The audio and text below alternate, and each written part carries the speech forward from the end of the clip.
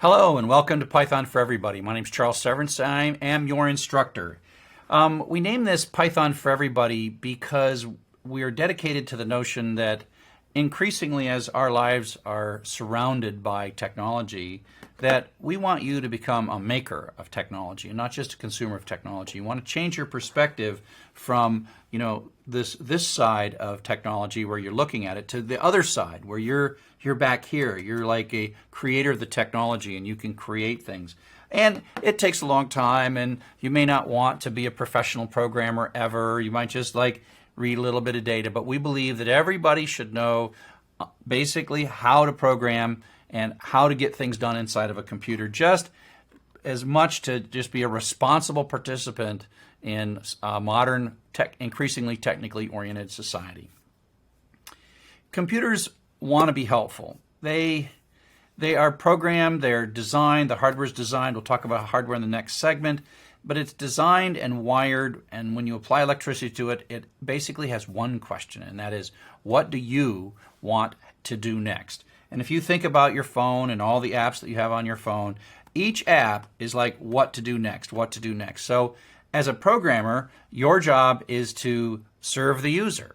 The user has something they want to do. Maybe they want to zing a bird towards a pig, or maybe they need to analyze some data, or maybe they want to do something like talk to their phone, and you have to be a real advanced computer scientist. And so as a user, we just have so many wonderful programmers who've put so much software that make these phones intelligent. The hardware itself is not all that intelligent, and our job as programmers is to act as intermediaries between the hardware and the user to build something wonderful and beautiful. And so you can kind of imagine that your job as a programmer is to intermediate between the hardware and the end user. And if you're a professional programmer and you're trying to sell your software, well, you're trying to imagine what the world might want. And you can imagine all these app stores, etc. And these are places that you can build software and exchange that software with other folks and help people out. And like I said, we are trying to flip you from one side of this device to the other side of this device, where you are the maker.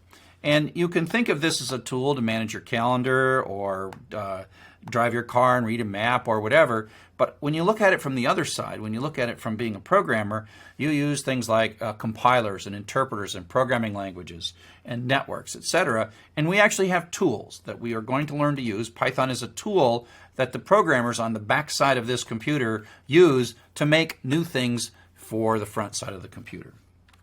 Now, what's your motivation to become a programmer? Well, the kind of gross motivation for professional programmers to build something for everyone else to use. Like, I work on this open source software called Sakai, which millions of people use around the world teaching and learning. It's very rewarding for me. I feel really good about that. You might build a guest book for a website. But that's generally not the first thing that you're going to do with your programming skills. You might get some data. You might be an accountant, or you might be a lawyer, or you might be a librarian. And somebody's got some data, and you can't get a report out of this data, something you're really curious about. Somebody says, could you knock out a little piece of Python code to count up the number of times that this happens on Saturday, but then it also happens again on Monday? Tell us how many times that happens. And so you write, 40 lines of code, and it comes out and tells us what that data is. And that's really useful. The key difference between writing a program for someone else and writing a program kind of for yourself to consume or just a few other people is the rigor. You don't have to be such a professional just to write code that you can use yourself. If it works and it gets you the data you want, then, job done. If you want to become a professional programmer, then you kind of have to study how to be more precise and more engineering. But we're not going to worry about that in this beginning set of courses. We just want you to learn the mechanics and the language of programming. And so we kind of want to take you, like I said, from being a user to being a programmer. And as a programmer, you start thinking of yourself as living inside the computer. So you're a consumer out here, you're clicking on buttons and stuff. And so as a programmer, you're going to write code, and that code is going to use data, networks, and CPUs and memory, and then do something for the user. And so we're trying to change your perspective and sort of pull you into the computer. But what are you doing in that computer? What's code? What's software? What's a program? Well, a program is like a sequence of stored instructions. And the idea is the computer itself at the lowest level in the hardware is just not that smart. But it has a lot of flexibility in that if we give it the right instructions, it can do amazing things. If we give it right instructions to listen to voice, digitize the voice, and make sense of the voice, then you can write a program that can hear. The computer doesn't hear, the program hears. The computer makes it so that it can run all the calculations that seems to make it hear, but a human being, or actually thousands of human beings, made it possible so that you can talk to your phone. And so you can think of at the far end of this, when you're building something really brilliant like the ability for a computer to listen to you, you are taking you and all your creativity and all the research that you've done, and you're building something really amazing and put it in the computer. But it is still a stored series of instructions that run step by step, and someone figured out every single little step that has to happen. And so once we've figured this out, we write the instructions carefully, and then we give it to somebody. Here is a program that does voice recognition. And if you're interested in it, I say it's wonderfully created. As a professional programmer, I have loved my life. I have loved the kinds of things that I do, that I build things for people, and I make them happy, and then I sort of feed off of that, and then I build something else. But ultimately, it's just a set of instructions. If you're like, what's in a set of instructions? Well, here we go. Here is a program for a human being. Now, I may be showing my age a little bit, but this is a YouTube video. Hopefully it's not taken down by copyright or whatever, on this song called the Macarena. And so the Macarena is an algorithm or a series of steps that hopefully you know, 5 years ago or many years ago, you'd go to the bar and you'd watch all these people doing these things, putting their hands up and putting their stuff around and wiggle, wiggle, wiggle, and turning around, right? And you sit in there and you're like, okay, what's the sequence of instructions that they're doing? As a matter of fact, there's a looping thing. As long as the music plays, you put your left hand out, you put your right hand out, you flip your left hand, flip your left hand, flip your right hand. I forgot all about it. But here's something I want you to do. I want you to look at this slide, and I'm going to be quiet for a minute. I want you to look at this slide, pause the video if necessary. There are 3 bugs in this program. It looks right, but there are 3 bugs. So I'm going to stop for a second.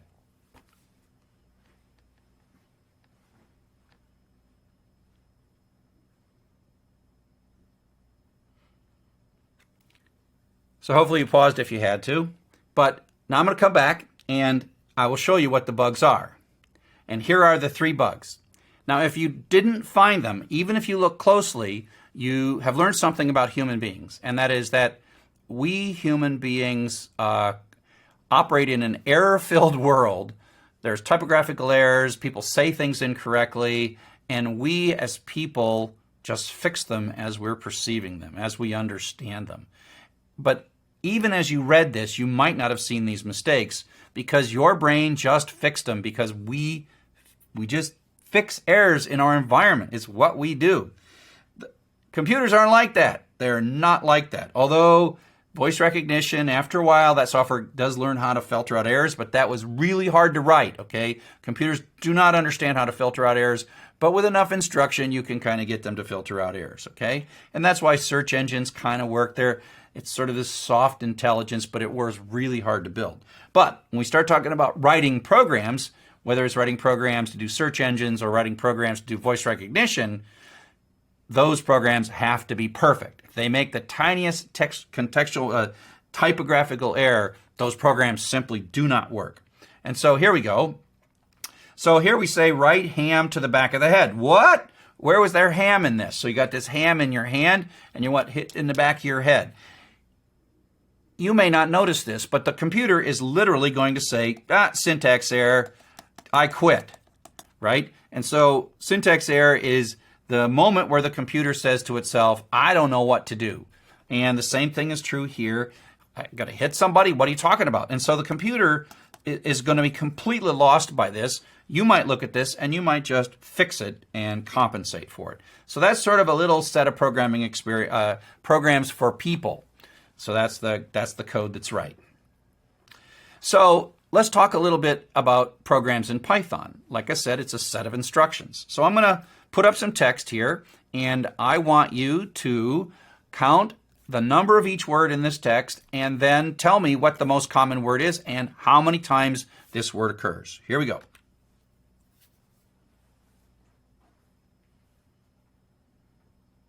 count. Just count. Concentrate. Concentrate. Concentrate. Concentrate. And part of the interesting thing here is not so much whether you can count those words or not, but how your mind is actually reacting to the problem that I just placed you in. You're probably like, ooh, this is just not good. I'm so good. I can drive a car. I can play baseball. I can catch something. I can sing a song. And yet, to be focused on counting these words seems really, really annoying. It turns out this is one of those things. Text analysis is one of those things that computers are really good at, and we humans are really bad at. So it's really great to delegate this problem to a computer if you know the language of the computer and you can talk to the computer. And so I don't expect you to look at this code. We're going to spend many weeks looking at all of the basics of this thing. But this is a program.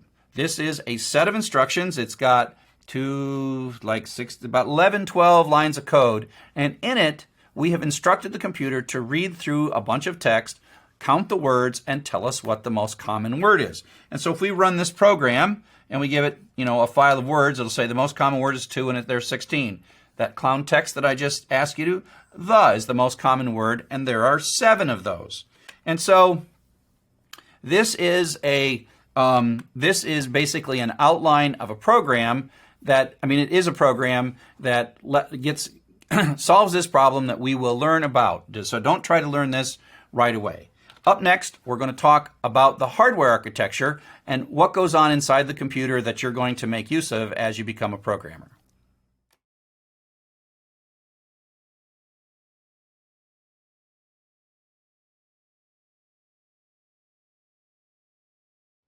Now we're going to talk a little bit about hardware architecture.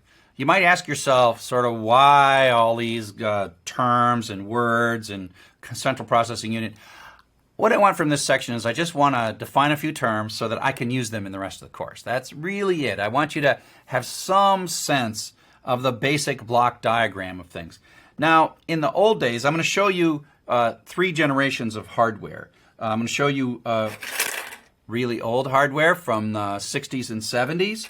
I'm going to show you sort of medium old hardware from the 90s and early 2000s. And then I'm going to show you sort of super brand new hardware that's this is a Raspberry Pi, and it's the kind of highly integrated hardware that goes into things like the cell phone. So I'll kind of be going back and forth between 3 complete generations of hardware. But the picture and the concepts that I want you to understand are these terms: central processing unit, main memory, secondary memory, and input-output devices. So we'll start with input-output devices. They're the way that this computer accesses the outside world. So things like the mouse, the keyboard, right? I got a keyboard here. Keyboard, screen, all these things. Oh, I don't want to mess up the keyboard there. And so these are the input-output devices. There's a little, that's okay. Just mess up a little bit. No problem at all.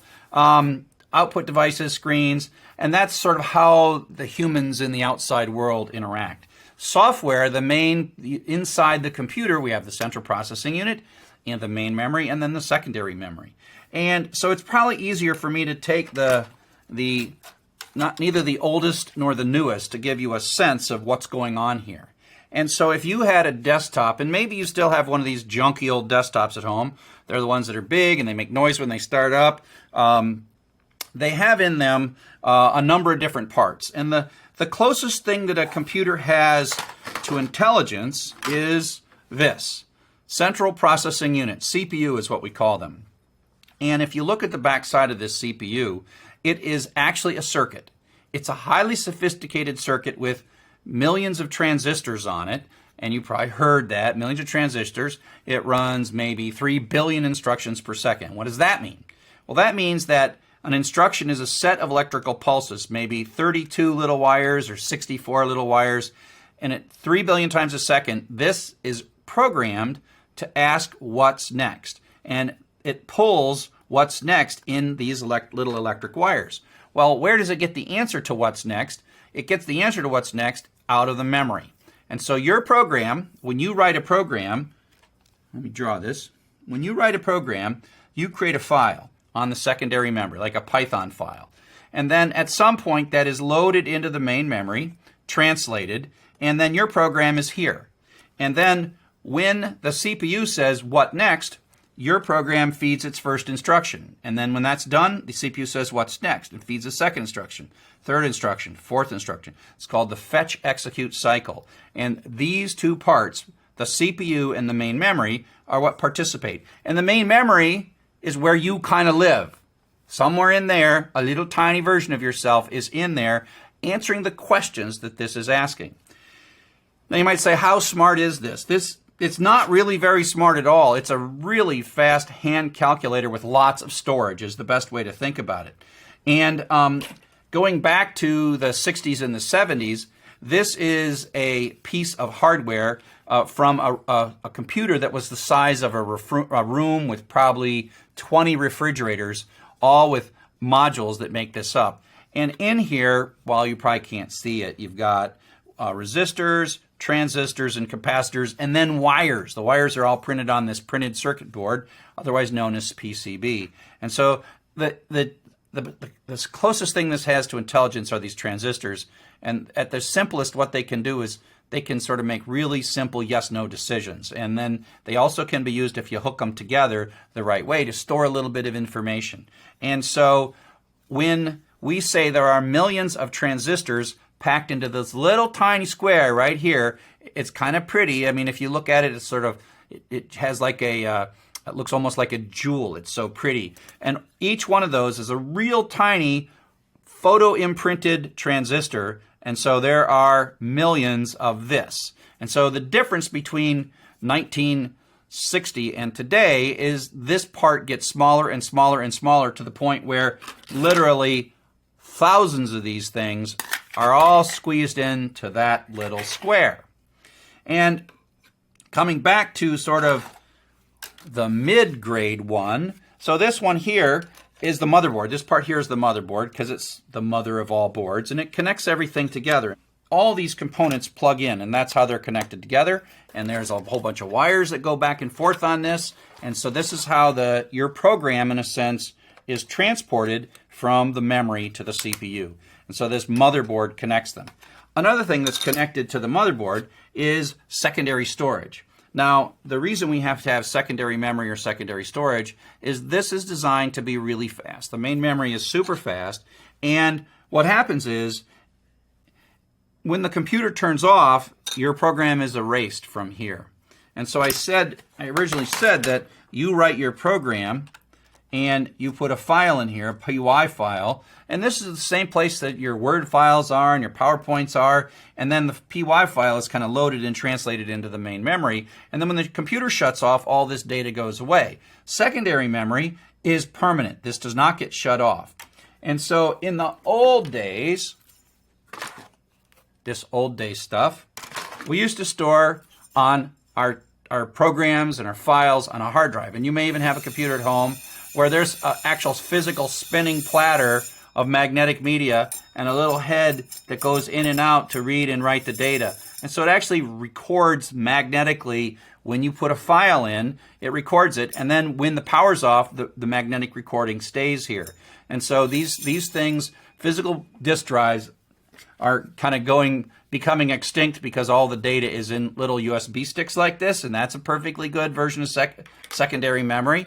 But at least for us, we can look at these beautiful antique mechanical gadgets that we used to store data magnetically when the power goes off. Now this one here is pretty broken.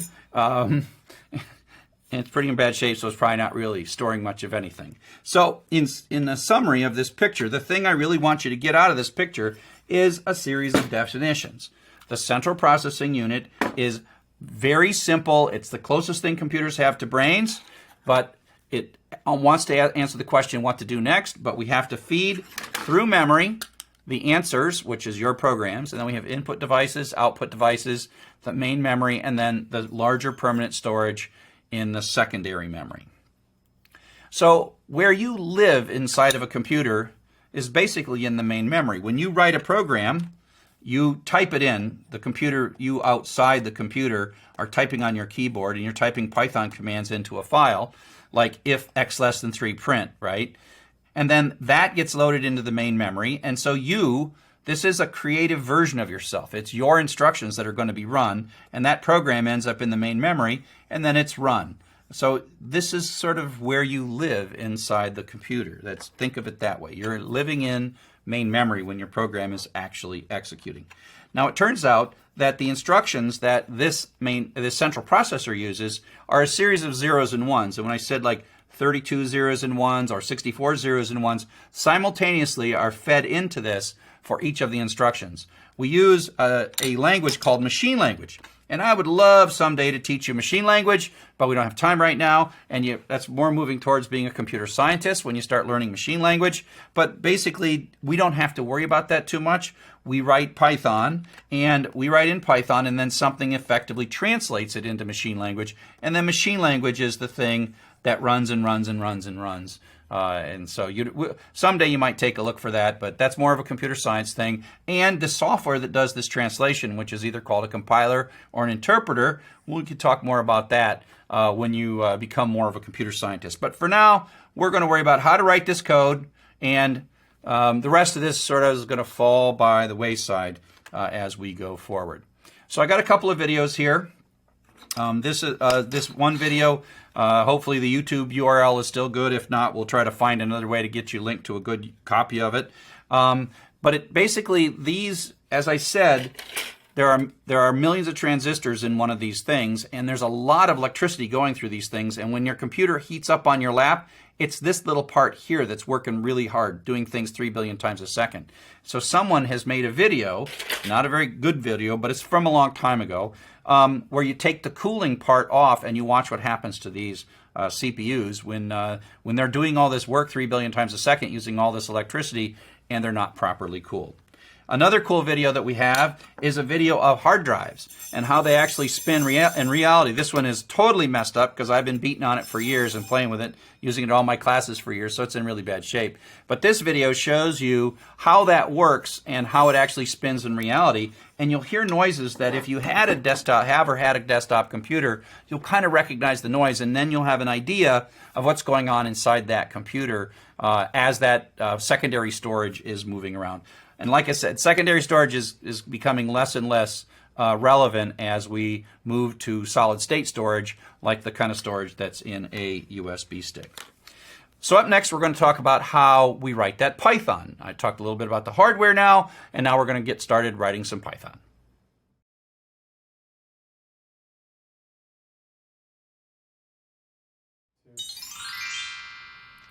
So now we're going to talk about Python as a programming language. You probably noticed that I'm wearing a sorting hat. The reason I'm wearing a sorting hat is that where I work at the University of Michigan School of Information, we are in a building called the North Quad, and you can look it up on Google and find a picture of it if you like. And I think it's designed to be like Hogwarts. It's got a little center. It's got this outside bit. It's got a really cool cafeteria that looks like owls might fly through it. And so we moved to this a few years back when I started teaching Python, and I was teaching my very, very first class in this building, which we sort of lovingly call Quadwarts because it's North Quad, and we thought it was kind of like Hogwarts.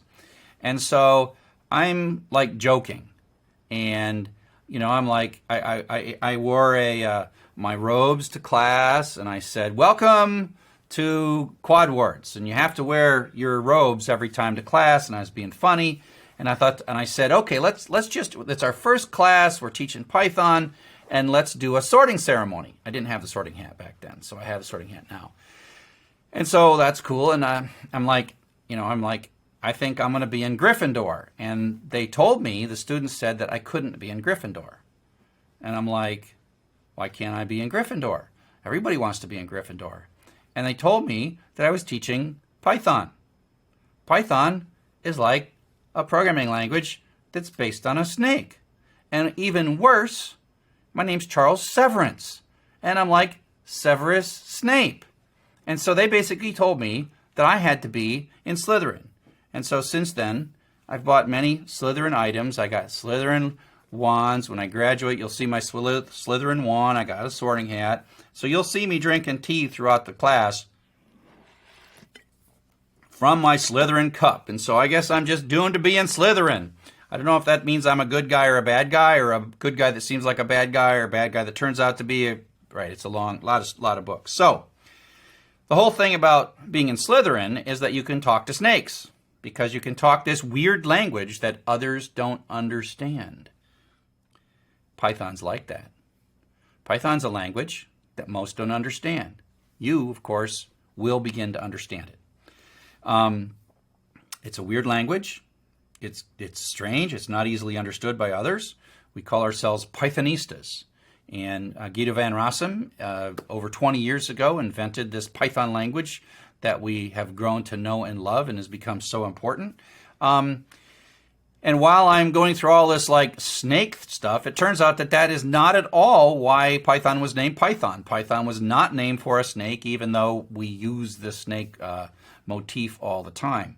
It turns out that what Python was named for was Monty Python's Flying Circus. And the reason is that Guido was trying to capture an air of play. Most programming languages in the 80s when Python started were very, very serious and very complex, and you had to be really serious to figure them out, a lot of math geniuses.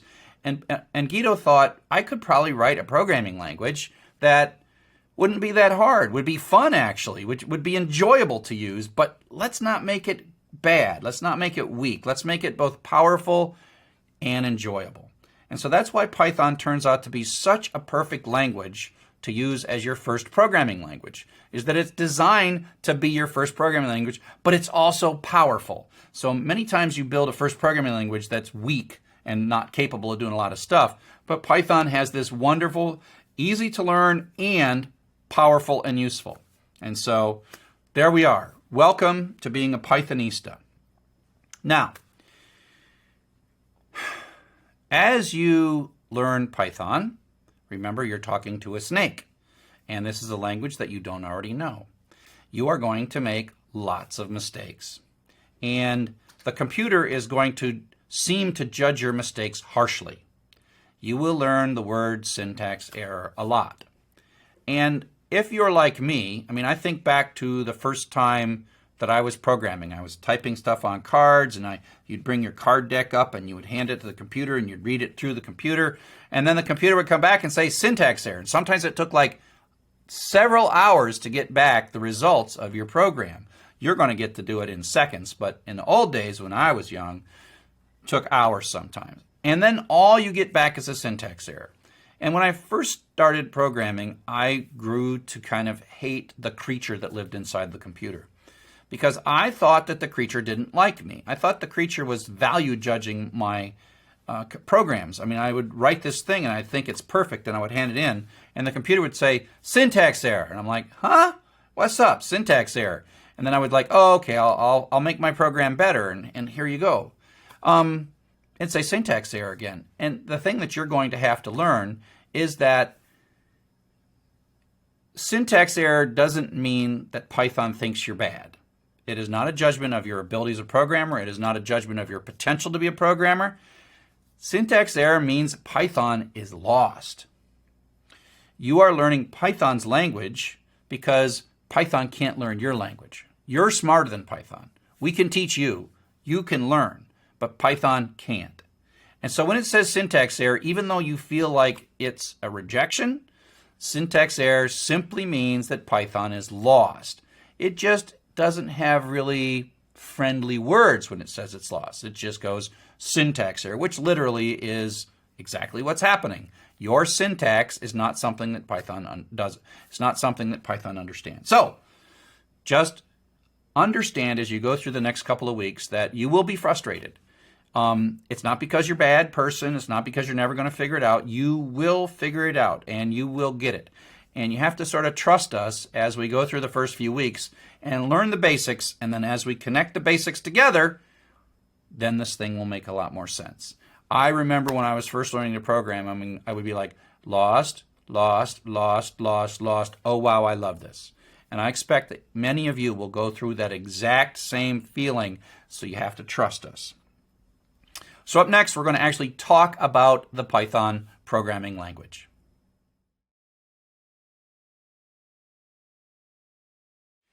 So welcome back. Now we're going to start learning about the Python language. And you can think of this as talking to Python itself. And it turns out that there is a way on most computers, whether it's a Windows computer in command line or a Macintosh or Linux box, to get Python started.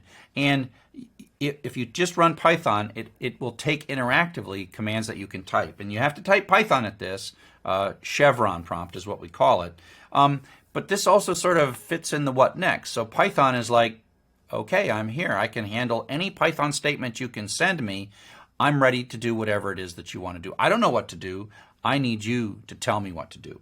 And so you can type a series of statements in Python. And so the first statement that you might type is an assignment statement, x equals 1. And so what is going on here? Now this assignment statement is something that often confuses people when they move from math to programming. An equal sign sort of has a direction to it. It's an arrow. It really is saying, dear Python, you got a lot of memory. You got a lot of memory. Take a little tiny piece of that memory and remember it and name it X. I might use that. I'm going to use that later and stick a 1 in it. So this is sort of like stick 1 in a spare place in memory and name it X. Print X says, go take whatever that spare bit of memory was and bring it back out and tell me what I put in it. Now, it's kind of redundant, but usually you're doing something more complex than this. Put something in memory and then take it back out. That's the first thing. Now, what this is doing is this is an expression, and that says take whatever's in X, which is a 1, and then add 1 to it, which becomes 2, and then stick it back in X. So that adds 1 to X, and then we print that out, and it's a 2, and then we quit. Now, if you type wrong things here, you're going to get syntax errors, and Python is just going to tell you, syntax error, syntax error, syntax error, and away you go. But this is us talking to Python. So what do we say to Python? You can almost think of this as like writing an essay, where you start, and if you think back, you started learning an alphabet, and then you use that alphabet to produce words, and then you use the words to produce sentences, and then you combine sentences to make paragraphs, which then make a story. And we're going to do the same kind of thing. This is the program that we're ultimately going to write. And don't worry about understanding what this story does. We'll talk about this later. We're going to come back to this many times throughout the course. This is a Python story about how to count words in a file in Python. Okay? This solves that problem that I asked you to solve a little while back of what the most common word was and how many there are. And we'll come back to this several times in this course. So if we start at vocabulary, the first thing we have in every programming language is what's called reserved words. Now, what do we mean by reserved words? Well, these are words that if we use these words, we must use them to mean the thing that Python expects them to mean. Another way to put that is we can't use them elsewhere. We can't make up a variable named import. We can't make a variable named assert, because if Python sees assert, it means something very specific to Python. If it sees if, it means something. If it sees for or pass or while, where's while? There's while. These mean things. The best way to think about this is Python is kind of like a dog. And if you're talking to a dog and you say, hey, dog, do you like Beethoven or Bach better? The dog is hearing is like blah, blah, blah, blah, blah, blah. It doesn't care anything. And then you say, hey there, Spot. What do you think of the weather today? Do you really like sunsets, or do you like rain better? And the dog is like blah blah blah blah blah blah. And then you say something like, do you think it's time to go for a walk? And the dog goes like, walk, got it. And the dog has been listening to you all along. Most of it is blah blah blah blah blah. But walk is a reserved word for a dog. Okay, food, treat. Those are reserved words for dogs. Most of stuff, you can say anything you want to a dog, and they're very good listeners, right? But when you say a reserved word for a dog and you say walk and you don't deliver, then that dog's going to bug you for a while. So you can think of that as Python. When Python sees global or from or for, it's like, whoa, that's a word that means a lot to Python, so you better use it the way Python expects you to use it. Sentences are lines. And so when we write a program, we're writing a text file, and we put a line and another line and another line. Each one of these is like a separate line, and we've got to get them right. And then we construct a paragraph out of a series of lines. And so in this particular example, we have another assignment statement that's sticking the number 2 into the variable x, retrieving that 2 back in, adding 2 to it, and sticking that sum back into x. Print is a function, and there is a parameter x, and that's going to cause 4 to be printed out. So we're using operators. This plus is what's called an operator. The equal sign is what's called an operator. This print is actually a function. This is a parameter being passed into the function. So there's a whole series of different kind of syntaxes that we use to produce the lines that we have to produce. Now we start combining these lines into paragraphs and make some sense. And so that interactive Python where you're talking with the 3 chevron prompt, that's fun, and it's fun to get started and type x equals and x equals x plus 1 and whatever. But don't do too much. And I see students all the time, they try to write whole programs in that, and it gets a little frustrating because you have to type it perfectly from beginning to end. It's much more common to type something in a file. Once we get maybe beyond 3 lines of Python, we tend to just use a programming text editor like Atom or something, and we put them all in a file, and then we tell Python, start at the beginning of this file and then read through the file. We call this a script or a Python program. And in Python, we tend to call that file .py. And some text editors, like the Atom text editor, which is one of those that I recommend, when you have a file that ends in .py, it syntax highlights it and gives you colors and makes things pretty and helps you understand, and sometimes even leads you towards syntax errors and mistakes that you have. And so scripts are stored sets of instruction in text files that you can then hand to Python to run them. And I have a whole bunch of videos that sort of get you to learning Python, getting in Python installed, doing something interactively, and then writing a script and then running from the script. So like I said, you can do interactive in Python, or you can run a script. And a script is much more common. Once you, after about the first 15 minutes, you pretty much do everything with a script. So what do you put in that script? Well, it's a series of steps. Now, there are a couple of basic patterns that we use, and we compose them. The most basic pattern is what's called sequential. We do one thing, then we do the next thing, then we do the next thing. Conditional is sort of intelligent, where you're doing something and then may or may not be doing something. Do something, something, something, maybe not, maybe, and you have this if. If this is true, do this statement. If it's false, do some other statement. Those are called conditional steps, and we'll show you how in a sec how those look. And then the real power of computers come when we tell it to do something over and over and over again, 1,000,000 times if necessary, and that's when we have a series of steps that need to be repeated. And then the fourth pattern is the store and retrieve pattern, which we will visit in Chapter 4. So this is an example of a 4-line Python program that has 4 basic steps. Python, as if you type these 4 lines into a file and then told Python to execute them. Python will stick 2 in the variable x, then it'll print that out. Our output will be this. It'll add 2 to it, and then print it out again, and it'll be 4. This over here is called a flowchart. I don't really make you write flowcharts. In the old days, they made us write flowcharts. I'm not sure that's all that valuable. All I'm trying to show you is the sequence of things. It runs this, does something, then it moves on to the next one, does this, then it moves on to the next one, does this, then it moves on to the next one. Meaning that when you're done with a statement, where are you going to go? Well, in this case, it's the simplest of all possible things, where we're just going from one thing to the next thing. Now, it gets a little more interesting when we do conditional steps. And the thing that makes conditional happen is this if. Right? The if statement is a reserved word. Okay? And so you'll see it starts at the beginning, and the if has embedded in it a question that leads to a true or a false, ends in a colon, and then there's an indented block. And what happens is this is the conditional statement. Print smaller is the conditional statement, meaning that if x is less than 10 evaluates to true, then it's going to execute. Otherwise, it's going to be skipped. So it can either execute it and continue, or it can skip right over it. And so it's probably easiest to show this on this diagram where you start with x equals 5, then you hit the if statement, and the if statement is asking a question.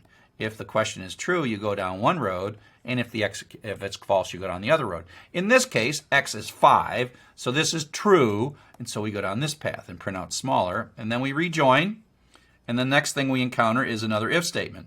Is x greater than 20? Well, in that case, it's no, because it's not, because x is 5. So we're asking the question. We're not changing x, we're just asking a question about x. So we skip right over this. So the way this code ultimately runs is it comes in, runs this, sequentially comes to here, conditionally does run this line of code, and then skips completely over it. So it's as if this code never ran. And that's a super simple example. So it's the output is smaller and then fini, and it's a super simple one. And what you'll find is we compose these things to make more complex programs. So conditional is the second of the 3 patterns we're going to see. Now the most exciting pattern is the repeat. And it looks a little more busy because we can do more stuff with it. So the basic idea is there are a couple of different looping keywords, reserved words, the while and the for. The while loop basically says it functions kind of like an if statement in that there's a question in it. Doesn't hurt n doesn't get changed by this. It just looks at n and asks the question, is n greater than 0? If it is true, it runs this code. So just like an if. So up to here, it looks like an if. If n is true, n greater than 0 is true, it runs this code. Now this is a little sequential bit. When you're done with this, what do? Oh, we just fall on to the next one. And you'll notice that this is indented at the same level as the print statement. And that's how we have repeating or even ifs with more than one statement in it. And then when it de-indents, that's the end of the loop. And what happens is it runs this and it runs that. But then what does it do? Well, it's at the end of the loop, so it actually goes back up to the top of the loop. So it goes back up to the while statement, and we actually printed n out, which was 5, and then n became 4, and then it reevaluates this question. Is 4 greater than 0? Yes, it is. So it prints 4 out, and then it subtracts 1, it becomes 3. Now is 3 greater than 0? Yes, it is. Yes, it is. And so it goes 4, 3, 2, 1. Then it comes through and it prints 1, and then it subtracts 1 from it, so it becomes 0. Now it comes up and asks this question. Is 0 greater than 0? Because n has become 0 by the successive iterations through this loop. So n is not greater than 0. So this switches from a true to a false. And false, it leaves. Goes out and exits the loop.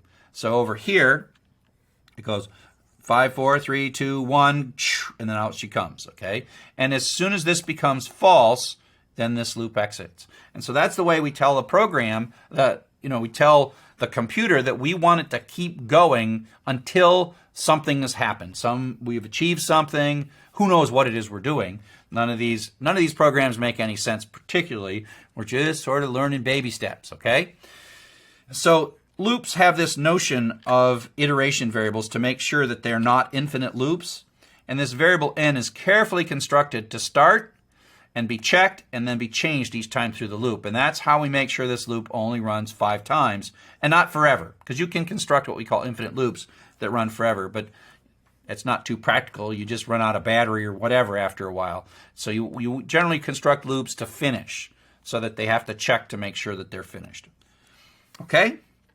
So if we take a look back at that story, we see that in that story, that is how you count the most common word in a file and print what the word is and how many there are, you find that there's some sequential code. And in Python, the way you can tell that it's sequential code is when it's not being indented. It goes down, down, down, down, down.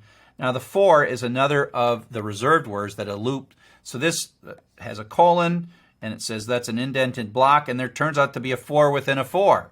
This is called nesting. We'll get to that. And then this loop ends and it runs for a while, and then there's more sequential stuff.